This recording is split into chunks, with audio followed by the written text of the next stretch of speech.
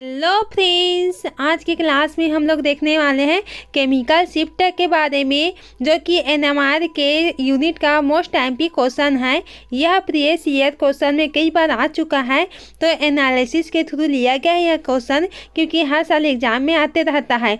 तो आज के क्लास में हम लोग केमिकल शिफ्ट को डिटेल में देखेंगे एंड टीएमएस के बारे में भी डिटेल में पढ़ने वाले हैं, और उसके यूज एप्लीकेशन पूरा जितना है इस वीडियो में कवर हो जाएगा। तो आप वीडियो के अंत तक बने रहना, और हो सके तो अपना नोट्स कॉपी करके बनाते रहना। तो आइए स्टार्ट करते हैं आज का क्लास केमिकल शिफ्ट।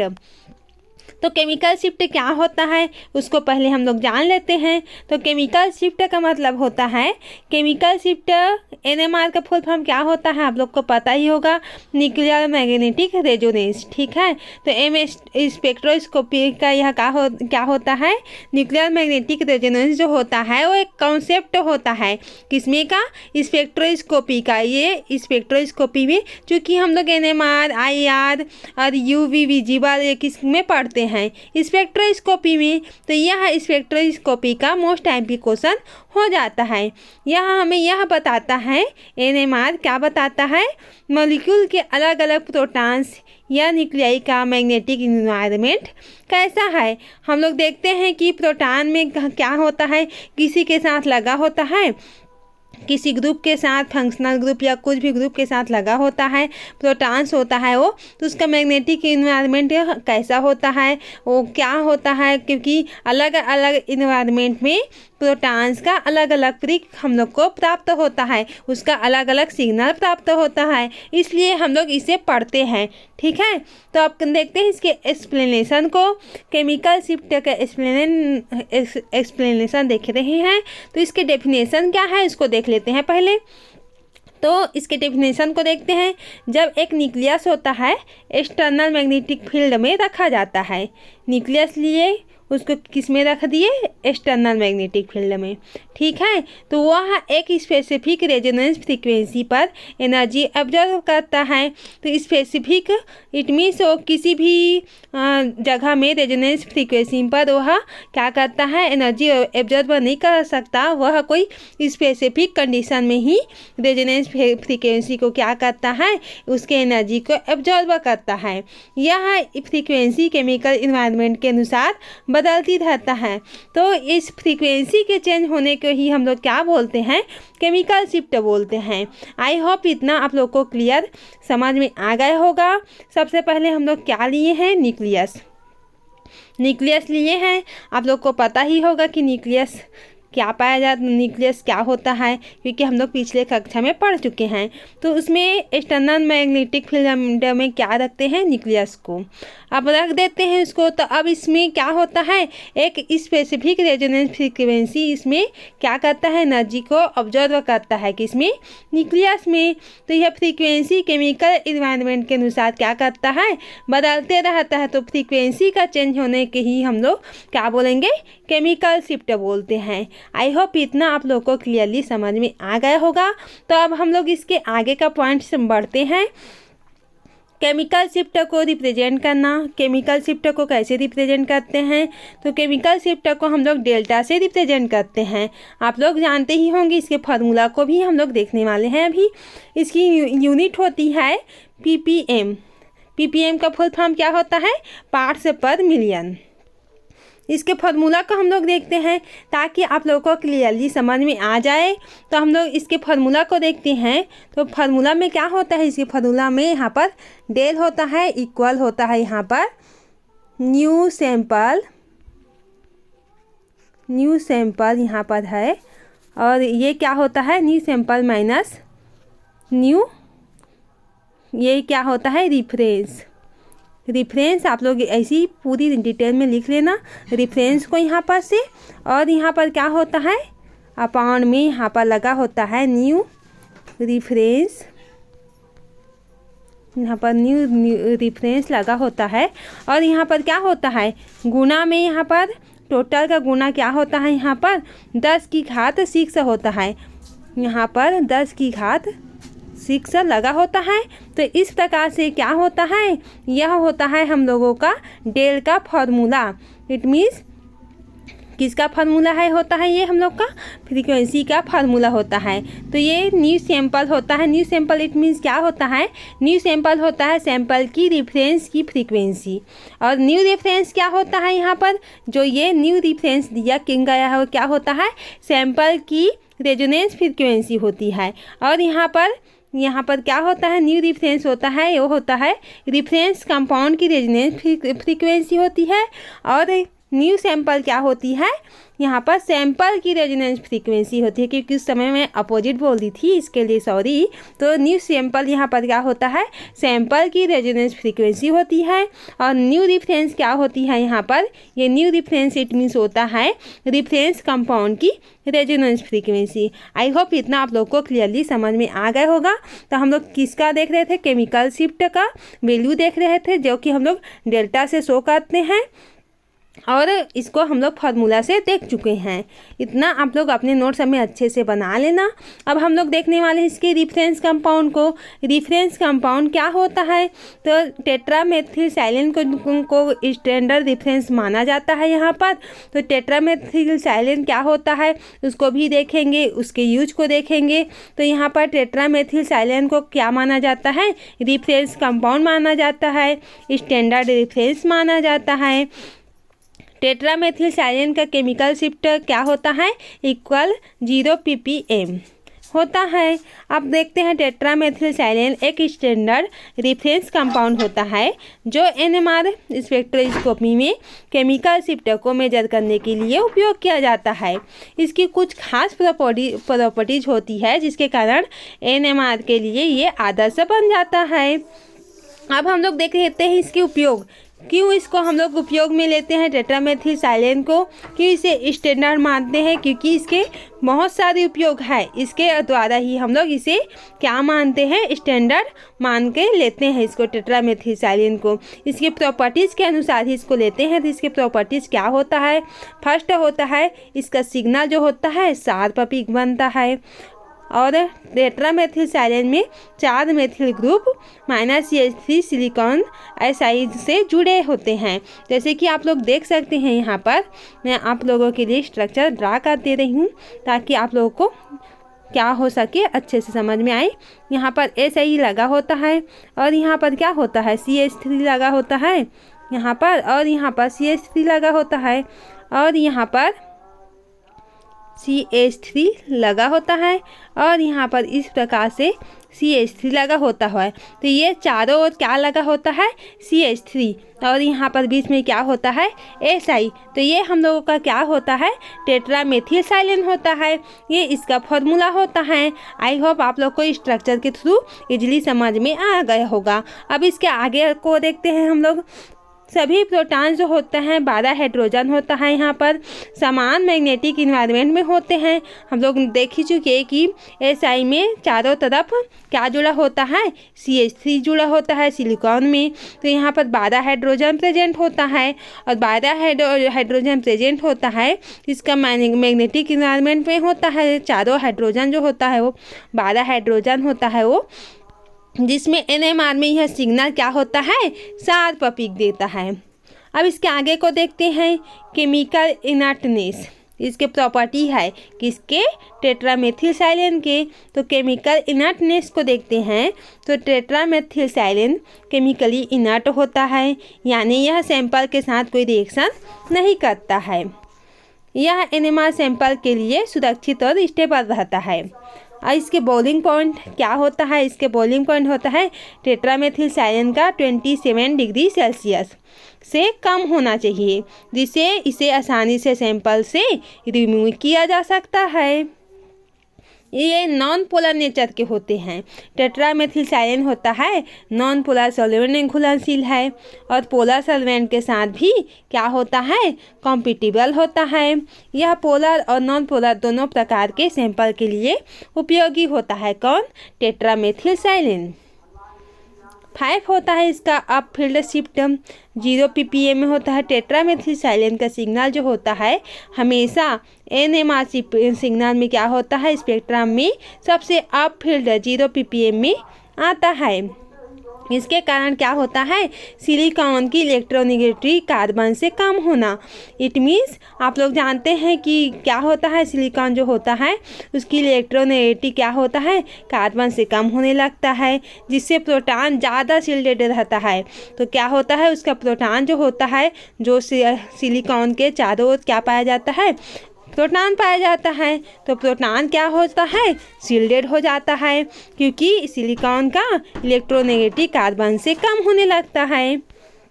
इसकी रिफरेंस कंपाउंड को देखेंगे तो एनएमआर में सभी केमिकल शिफ्ट टीएमएस के 0 ppm से क्या होता है, रिलेटिव मापा जाता है।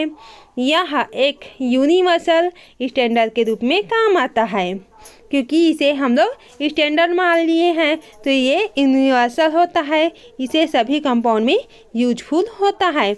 अब केमिकल स्ट्रक्चर ऑफ क्या होता है, टेट्रामेथिलसाइलेन का हम लोग देख चुके हैं, इसका स्ट्रक्चर किस प्रकार से होता है उसको डिटेल में। अब सिलिकॉन एटम होता है वो क्या होता है, सेंट्रल पोजीशन पर होता है। हम लोगों ने देख लिया था कि सेंट्रल पोजीशन में सिलिकॉन होता है, और 4 मेथिल ग्रुप्स क्या होते हैं, आसपास जुड़े होते हैं। इसके देखते हैं why TMS is ideal for NMR. अब देखते हैं कि टीएमएस जो होता है आइडियल किस प्रकार से होता है एनएमआर के लिए, क्योंकि एनएमआर में यूज किया जाता है, स्टैंडर्ड माना जाता है, तो उसको जाने भी तो कि किस लिए यूज किया जाता है एनएमआर में। शार्प सिग्नल इन्वायरमेंट के कारण स्पेक्ट्रम में क्या होता है, क्लियरिटी आती है, क्योंकि यह शार्प सिग्नल देता है, तो इसका इन्वायरमेंट में क्या होता है, सिंगल क्या होता है, स्पेक्ट्रम में क्लियरिटी आती है। इनर्ट होता है, सैंपल को क्या होता है यहाँ पर कंटामिनेट करता है। यहाँ पर यूनिवर्सल स्टैंडर्ड किसी भी सॉल्वेंट और कंडीशन में उपयोग किया जा सकता है। अब इसके आगे देखते हैं, टेट्रामेथिलसाइलेन का उपयोग एनएमआर स्पेक्ट्रोस्कोपी में केमिकल शिफ्ट रेफरेंस कंपाउंड के रूप में होता है। इसका मतलब क्या होता है, एनएमआर में सभी केमिकल शिफ्ट टीएमएस के सिग्नल 0 ppm के सापेक्ष मापा जाता है।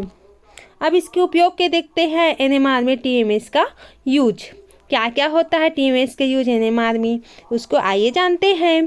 फर्स्ट होता है chemical shift reference. NMR spectrum में केमिकल शिफ्ट को पार्ट्स पर मिलियन में एक्सप्रेस किया जाता है।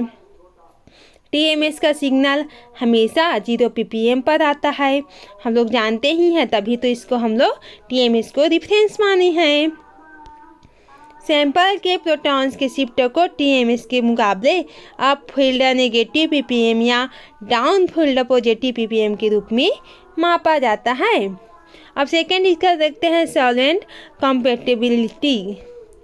टीएमएस विभिन्न प्रकार के सॉल्वेंट्स पोलर और नॉन पोलर के साथ क्या होता है, कॉम्पेटिबल होता है यहाँ पर, क्योंकि हम लोग जानते हैं कि पोलर नॉन पोलर क्या होता है, पोलर जिसमें पॉजिटिव और नेगेटिव चार्ज प्रेजेंट होता है, नॉन पोलर जिसमें प्लस प्लस हो या माइनस माइनस हो, वो होता है नॉन पोलर। इसे ऑर्गेनिक और इनऑर्गेनिक दोनों कंपाउंड्स के लिए स्टैंडर्ड रेफरेंस के रूप में यूज किया जाता है। किसको, हम किसकी बात कर रहे हैं, टीएमएस की बात कर रहे हैं। अब इसकी सिग्नल जो होती है क्लैरिटी होती है, वो क्या होता है, टीएमएस का सिग्नल साथ में पीक एनएमआर से स्पेक्ट्रम से क्या होता है, इंटरफ्रेंस नहीं करता है। इसका सिग्नल स्पेक्ट्रम की बाकी हिस्से से अप फील्ड होता है, जिससे सैंपल के सिग्नल की पहचान आसानी से किया जा सकता है। अब प्रोटॉन एंड कार्बन एनएमआर, हम लोग इसके प्रोटॉन किस में देख रहे हैं, कार्बन एनएमआर में देख रहे हैं। तो 1H एनएमआर होता है, हम लोग जानते हैं, पढ़ भी चुके हैं इसको, और पुरानी क्लास में भी पढ़ चुके हैं, फर्स्ट सेम में, और इसको बीएससी में भी है ये, और जितना स्पेक्ट्रोस्कोपी वाला टॉपिक है उसमें यह टॉपिक प्रेजेंट है। तो यहाँ पर 1H एनएमआर होता है और 13 कार्बन एनएमआर होता है, और ये क्या होता है, 1H एनएमआर प्रोटॉन एनएमआर क्या होता है, टीएमएस के 12 इक्विवेलेंट प्रोटॉन्स जो कि सिंगल पिक देते हैं। और 13 कार्बन एनएमआर में क्या होता है, कार्बन एनएमआर होता है, क्योंकि हम लोग कार्बन के बेस पर यहाँ पर सिग्नल को क्या करते हैं, गिनते हैं और 1H NMR में हाइड्रोजन को देखते हैं। इट मीन्स प्रोटॉन को देख के वहाँ पर सिग्नल की गिनती की जाती है। आई होप इतना आप लोग को क्लियर हो, समझ में आ गया होगा। 13 का कार्बन NMR होता है, वो कार्बन NMR होता है जो कि TMS के 4 इक्विवेलेंट कार्बन होता है, क्योंकि हम लोग स्ट्रक्चर में देख ही चुके हैं। उसके इक्विवेलेंट कार्बन कितना होता है, 4। तो हम लोग को एक ही पीक सिग्नल हम लोग को प्राप्त होता है। और यहाँ पर 12 हाइड्रोजन इक्विवेलेंट प्रोटॉन्स होता है, इसलिए हम लोग को सिंगल पिक देते हैं। तो आई होप इतना आप लोग को क्लियरली समझ में आ गया होगा। ये टेट्रामेथिलसाइलेन का सिग्नल या पिक प्रेजेंट हो रहा है। ठीक है, आप लोग कंफ्यूज मत होना, क्योंकि ये क्लियरली आप लोग को समझ में आ गया होगा। बहुत इजी टॉपिक है। अब 5 है universal standard. Universal standard TMS को माने हैं, क्योंकि इसके बहुत सारे उपयोग हैं। इसे कई तरह से हम लोग अभी प्रॉपर्टीज ही तो पढ़ रहे हैं इसका। तो TMS का उपयोग हर तरह के मॉलिक्यूल के केमिकल शिफ्ट की यूनिवर्सल क्या होता है, कंपैरिजन के लिए किया जाता है। TMS के उपयोग के फायदे, क्या क्या फ़ायदा होता है TMS के उपयोग करने से, हम इसके क्या देखते हैं, स्टेबल इनर्ट, इसके पूरे हम लोग देख चुके हैं। इसकी बॉइलिंग पॉइंट कितना होता है, 27 डिग्री सेल्सियस होने के कारण यह क्या होता है, सैंपल से आसानी से हटाया जाता है, रिमूव किया जाता है किसको, TMS को। और इसका क्या होता है, केमिकल इनर्ट होता है। सैंपल के साथ, किसी भी सैंपल के साथ यह कोई रिएक्शन नहीं शो करता है, इसलिए हम लोग TMS का क्या देखते हैं, इसको रेफरेंस मानते हैं, इसको स्टैंडर्ड मानते हैं। शार्प एंड आइसोलेटेड सिग्नल होता है। इसका सिग्नल जो होता है स्पेक्ट्रम में आइसोलेट किया जाता है। शार्प होता है, जिससे स्पेक्ट्रम साफ पढ़ने में क्या हो जाता है, बहुत ईजी हो जाता है। इसकी एग्जाम्पल को देखते हैं। अगर किसी मॉलिक्यूल का एक प्रोटॉन सिग्नल 7 ppm पर आता है, तो इसका मतलब ये है कि TMS 0 ppm की तुलना में वह प्रोटॉन 7 ppm डाउन फील्ड में है। इसकी लिमिटेशन को देखते हैं, क्योंकि इसके फ़ायदे तो बहुत है।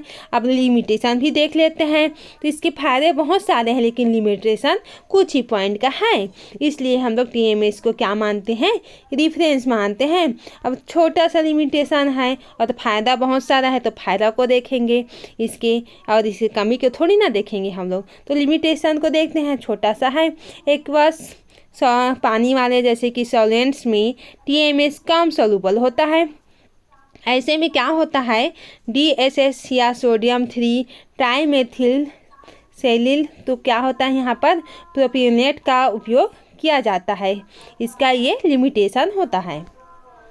अब फैक्टर अफेक्टिंग केमिकल शिफ्ट के बारे में डिटेल में देख लेते हैं, क्योंकि इसके बारे में हम लोग क्या TMS को हम लोग डिटेल में देख लिया। इतना तो क्लियरली समझ में आ ही गया होगा आपको। अब हम लोग देखते हैं फैक्टर अफेक्टिंग केमिकल शिफ्ट। अब केमिकल शिफ्ट को कौन कौन से फैक्टर अफेक्ट करते हैं उसको देखने वाले हैं। इलेक्ट्रॉन डेंसिटी, ज़्यादा इलेक्ट्रॉन डेंसिटी वाले न्यूक्लियाई शील्डेड होते हैं और उनकी केमिकल शिफ्ट कम होता है। ये क्या होता है, की पॉइंट होता है किसका, फैक्टर अफेक्टिंग केमिकल शिफ्ट का। जहाँ पर इलेक्ट्रॉन डेंसिटी हाई होता है तो न्यूक्लियाई शील्डेड होते हैं, तो उनका केमिकल शिफ्ट कम होता है, हम लोग को कम प्राप्त होता है। और इसी का अपोजिट हम लोग लेंगे क्या लेंगे कि इलेक्ट्रॉन डेंसिटी ज़्यादा होता है वहाँ पर तो शील्डेड होता है, और जहाँ पर कम होता है इलेक्ट्रॉन डेंसिटी वो क्या होता है, डीशील्डेड होता है। उनका केमिकल शिफ्ट हाई होता है डीशील्डेड में। इलेक्ट्रोनेगेटिव के ग्रुप में देखते हैं इसका, ये इलेक्ट्रॉन को खींचकर न्यूक्लियाई को डीशील्डेड करते हैं, जिससे केमिकल शिफ्ट बढ़ जाता है। आई होप इतना आप लोग को क्लियरली समझ में आ गया होगा।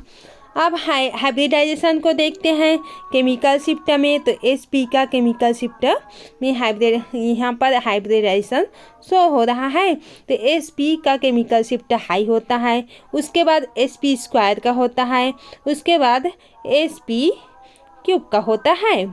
अब इसके हाइड्रोजन बॉन्डिंग को देखते हैं। हाइड्रोजन बॉन्डिंग डीशील्डेड अफेक्ट शो करता है। आई होप इतना आप लोग को क्लियरली समझ में आ गया होगा। अगर पढ़ाया हुआ थोड़ा भी समझ में आ रहा है फ्रेंड्स, अगर न्यू है, Hindi English full mix note से इसी तरह से आप लोग को मिलते रहेगा। आप लोग तुरंत जल्दी से जल्दी सब्सक्राइब कर दें, लाइक कर दें, अपने फ्रेंड्स में शेयर जरूर से करें, क्योंकि एमएससी का नोट्स मिलना बहुत ही डिफ़िकल्ट होता है, और भी हिंदी इंग्लिश मिक्स में। तो ये आप लोग को एमएससी का हिंदी इंग्लिश मिक्स नोट्स पूरा क्लियरली आप लोगों को इसी तरह से मिलते रहेगा चैनल में, इसलिए आप लोग जुड़े रहें। अब इसके आगे को देखते हैं। 5 chemical shift range for HNMR। तो यहाँ पर क्या होता है, एल्केन्स में क्या होता है 0.9 से 1.5 ppm होता है। किसका, chemical shift range for HNMR का देख रहे हैं हम लोग। और एल्किन्स में क्या होता है 4.5 से 6.5 ppm होता है। एरोमेटिक कंपाउंड में क्या होता है 6 से 8 ppm होता है। एल्डिहाइड्स में क्या होता है 9 से 10 ppm होता है। इसको आप लोग को रट्टा लगाना होगा, क्योंकि ये क्या है, रेंज है, वैल्यू दिया गया है आप लोग को, क्योंकि ये इसका वैल्यू तो फिक्स है। तो कार्बोक्सिलिक एसिड जो है 10 से 12 ppm में शो किया जाता है। Chemical shift in 13 carbon NMR को देखते हैं। इसमें इससे डिफरेंट है, क्योंकि ये हाइड्रोजन NMR है और ये है 13 कार्बन NMR है। इसमें डिफरेंट रेंज तो प्राप्त होगा ही। तो एल्केन्स का कितना है 0 से 15 ppm 50 ppm है, और एल्केन्स का है 100 से 150 ppm। और यहाँ पर एरोमेटिक्स का है जो कि क्या है 110 से क्या होता है 100 से क्या होता है ये 160 ppm है। और ये कार्बोनिल ग्रुप से है जिसकी रेंज क्या होती है 160 से 220 ppm होता है। 220 ppm आप लोग क्लियरली इतना है। नोट्स आप लोग अच्छे से बना लो और समझ लो मस्त से, और याद कर लो रेंज को, क्योंकि रेंज को याद ही किया जाता है, आप लोग समझ सकते हैं। अब इसके समरी को देखते हैं। केमिकल शिफ्ट NMR में न्यूक्लियाई की लोकल मैग्नेटिक इन्वायरमेंट को डिस्क्राइब करता है। यह मॉलिक्यूल की स्ट्रक्चर, फंक्शनल ग्रुप्स और बाउंडिंग को समझाने में मदद करता है। केमिकल शिफ्ट जो होता है, इसलिए हम लोगों के लिए फ़ायदेमंद हो जाता है, इसलिए हम लोग इसकी स्टडी करते हैं। आई होप आज का क्लास आप लोग के क्लियरली समझ में आ गया होगा फ्रेंड्स। तो आज का वीडियो यहीं से एंड करते हैं। Thank you. और इसी तरह से आप लोग जुड़े रहें, अपना प्यार और सपोर्ट बनाए रखें, ताकि आप लोगों को इसी तरह से वीडियो मिलती रहे। तो आज का वीडियो यहीं से एंड करते हैं। Bye bye.